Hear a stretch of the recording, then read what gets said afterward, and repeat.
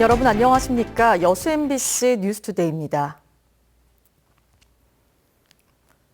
박근혜 대통령이 탄핵되면서 주말 지역 촛불 집회는 대부분 막을 내렸습니다.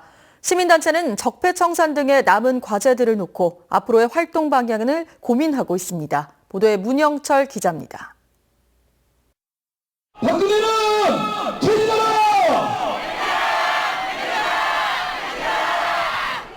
지난해 가을부터 시작된 지역의 촛불 집회.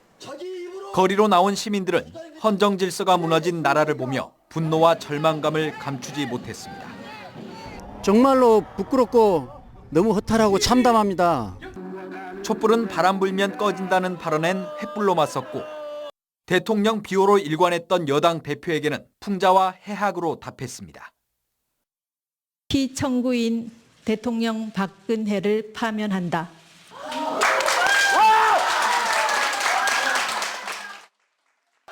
헌정사상 첫 대통령 탄핵은 촛불혁명이란 이름으로 역사에 기록됐습니다. 정치하신 분들한테 일침을 가하는 그런 자리가 되었기 때문에 어느 누구도 쉽게 국민을 저버리지 않는 정치를 하지 않을까 저는 봅니다. 계절이 두 번 바뀌는 동안 주말 집회에 참여한 도민은 10만 명을 넘어섰습니다. 집회를 주도해온 시민단체들은 국정농단 사태가 남긴 시대적 과제를 앞에 두고 향후 활동 방향을 고민하고 있습니다. 대통령 탄핵으로 정권 퇴진 운동본부의 공식 활동은 사실상 끝났지만 재벌과 사법개혁, 공범 처벌과 언론 정상화를 위해 다시 한번 힘을 모으자는 목소리가 높습니다. 어떤 과제를 우리가 안고 어떤 명의로 우리가 활동하는 것이 좋겠는가라는 설문조사를 하고 난 이후에 기자회견하면서 새로운 모습으로 전남운동본부도 조만간 각 시군 대표들이 참여하는 워크숍을 열어 넉 달여간의 촛불 집회를 정리하고 지역에서의 또 다른 역할을 고민하기로 했습니다. MBC 뉴스 문형철입니다. 지역 내 잘 조성된 정원을 선정해 방문객들의 자유로운 출입을 권장하는 제도가 도입됩니다. 순천시는 오는 20일부터 다음 달 5일까지 정원을 소유한 개인이나 단체의 신청을 받아 이 가운데 우수한 정원을 등록한 뒤 시민과 관광객들의 방문을 허용하는 개방정원 등록제를 실시하기로 했습니다. 순천시는 개인 소유의 경우 30제곱미터, 법인은 100제곱미터 이상의 규모로 관광자원으로서 가치가 있는 정원을 선정할 예정이며 해당 정원주에게는 비료나 퇴비 등 정원관리 자재와 재료를 지원할 계획입니다. 여수 지역 농어촌 지역에 43억 원이 투입돼 노후관로 교체 사업이 진행되고 있습니다. 여수시는 지난 2014년부터 국비 30억 원을 포함해 모두 43억 원을 들여 돌산읍 덕곡마을 등 29개 마을의 소규모 수도시설을 정비했습니다. 올해도 시는 국비 4억 원과 1억 원을 투입해 남면 횡간, 나발, 화양면 마상마을의 소규모 수도시설 노후관로 7km를 교체할 계획입니다. 자유한국당과 국민의당, 바른정당이 5월 9일 대선 때 개헌 국민투표를 하자고 합의한 데 대해 반발이 나오고 있습니다. 비판의 화살이 국민의당에 쏠렸습니다. 윤근수 기자입니다. 대한 개헌 논의 중단하라. 지방 분권형 개헌을 요구하며 두 달 전 출범한 시민사회단체가 긴급 기자회견을 열어서 개헌안 발의를 중단하라고 요구했습니다. 선거 연령을 18세로 낮추는 법안 하나도 철회하지 못하는 정치 상황에서 실현 가능성도 없는 3당의 개헌 추진은 정략적인 시도이자 순수한 개헌 운동의 방해만 될 뿐이란 이유를 들었습니다. 헌법이란 게 최고 규범인데 그런 측면에서 봤을 때 지금 졸속으로 추진하는 것은 정략적인 의도가 담겨져 있다고 의심받을 수밖에 없는 상황이 아닌가 이렇게 생각을 합니다. 특히 호남이 토대를 만들어준 국민의당을 향해서는 당장 발을 빼라고 압박했습니다. 국민의당은 개헌 추진 의사를 재확인했습니다. 주승용 원내대표는 정치권의 논의는 충분했고 개헌은 내용이 아니라 의지의 문제라며 민주당과 문재인 후보에게 책임을 돌렸습니다. 조금만 버티면 더 많은 권한을 행사하는 제왕적 대통령이 될 수 있다고 착각하기 때문입니다. 정치 지도자로서 비겁한 행동입니다.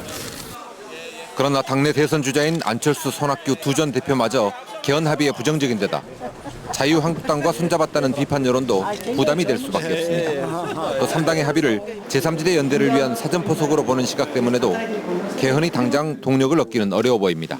MBC 뉴스 윤근수입니다. 국민의당의 개헌안 국민투표 합의를 놓고 비난이 커지고 있습니다. 당 내부는 물론 호남에서도 공감을 얻지 못하면서 뼈아픈 자충수를 뒀다는 지적도 나옵니다. 신광하 기자입니다. 두 달도 채 안 남은 5월 9일 대선과 함께 개헌을 추진하겠다는 국민의당의 선택에 반대가 거셉니다. 국민들의 요구에 의한 게 아니라 순전히 정치권의 이해득실에 따른 결정이라는 겁니다.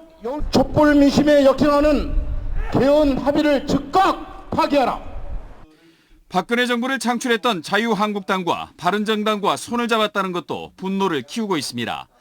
탄핵과 함께 입장이 옹색해진 옛 새누리당 계열 정당들이 대선 전국에서 존재감을 드러낼 길을 열어줬다는 겁니다. 야합이라는 민주당과 정의당의 비판과 더불어 국민의당 내부에서조차 파열음이 나고 있습니다.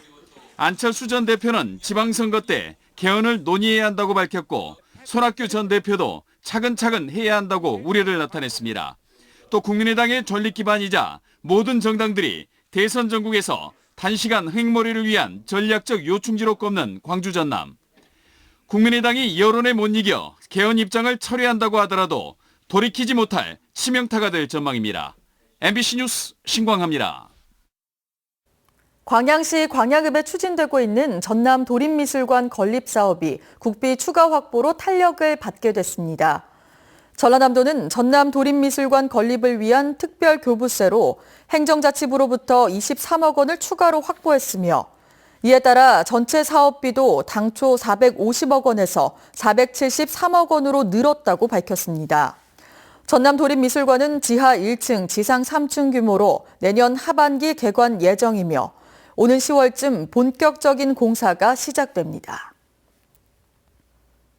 광양 지역 도심과 농촌 곳곳에 테마공원 조성이 본물을 이루고 있습니다. 산업도시라는 이미지를 탈피하고 관광자원으로 개발하기 위해 광양시가 역점 사업으로 추진하고 있습니다. 김종태 기자가 취재했습니다. 이순신 대교 인근의 광양시 중마동 해상공원. 바다 위로 중마동과 금호동을 잇는 300여 미터의 보도 교량 공사가 한차입니다. 보도 교량이 연결되는 야산에는 수변 쉼터와 산책로, 전망대가 들어섰습니다. 오는 7월 해상공원이 완공되면 중마동과 금호동 주민 간 교류 활성화와 이순신 대교와 연계한 관광시설로 인기가 높을 것으로 기대됩니다. 수려한 풍광을 자랑하는 광양시 본강면 백운저수지 인근에도 농촌 테마공원이 모습을 드러내고 있습니다. 저수지를 끼고 있는 수변 지역에 여름철 물놀이 체험장으로 4개의 수영장과 계절별 화원이 조성됩니다. 농촌의 정겨움을 만끽할 수 있는 오토 캠핑장과 과수 체험장도 마무리 공사가 한차입니다. 백운 저수지를 끼고 여름철 물놀이 시설과 캠핑장을 만들고 있습니다. 현재 공중률은 88%로 올해 모든 시설은 완공되며 가족 단위 놀이공원으로 인기가 높을 것으로 기대됩니다. 광양시는 젊은 도시 이미지에 맞춘 도심 공원 조성에도 속도를 내고 있습니다. 1,400억 원을 들여 성황동 일대 52만 제곱미터 부지에 다목적 체육관과 키즈가든, 야구장 등 체육시설이 들어섭니다. 오는 5월부터 토지 보상에 들어가 2020년까지 도심 속 휴식공원으로 단계별 개발에 나선다는 계획입니다. 시민의 휴식과 정서 함양에 이바지할 수 있는 공간시설이 부족하여 산업도시의 이미지를 탈피하고 관광자원으로 개발하기 위하여 공원 조성에 총력을 기울이고 있습니다. 깨끗한 환경 조성을 통해 곳곳에 들어서고 있는 테마공원이 산업 위주의 광양 도시 이미지를 생태도시로 빠르게 전환시키고 있습니다. MBC 뉴스 김종태입니다. 여수 지역 생활여건 취약 지역이 3년 연속 샛들마을 사업에 선정됐습니다. 여수시 화양면 대옥마을이 대통령 직속 지역발전위원회에서 주관하는 샛들마을 사업에 최종 선정됨에 따라 여수시는 국도비 14억 원을 확보해 오는 2019년까지 생활여건 개조 사업을 본격적으로 추진합니다. 이전 선정으로 여수 지역은 지난 2015년 광림지구, 2016년 충무지구에 이어 올해까지 3년 연속 샛들마을 사업에 선정됐습니다.